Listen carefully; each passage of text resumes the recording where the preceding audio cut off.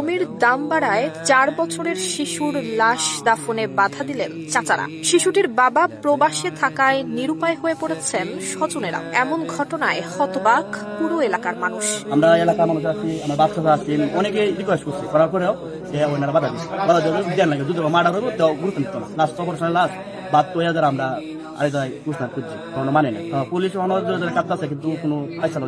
স্থানীয়রা জানান, পারিবারিক কবরস্থানের জমিটি রাস্তার পাশে হওয়ায় বর্তমানে এর দাম বৃদ্ধি পেয়েছে। আর এই কারণেই বাধা দেওয়া হয়েছে লাশ দাফনে, দেওয়া হয়েছে হুমকিও। আমাকে প্রায় 10টার দিকে ফোন দিয়েছিল যে তার বাচ্চা মারা গেছে, ঢাকাতে আইসিইউতে নিয়েছিল। আইসিইউতে নেওয়ার পরে মারা গেছে। তখন আমি মানবিক চিন্তা করি, এখানে আসা হয়। আসার পর এর ভিতরে ও আমাকে বারবার ফোন দিয়ে বলতেছে গুরুস্থানের জায়গা নিয়ে কিছু প্রবলেম চলছে। 12 অক্টোবর সকালে হার্টের সমস্যাজনিত কারণে মারা যায় শিশু ফাহাদ মিয়া।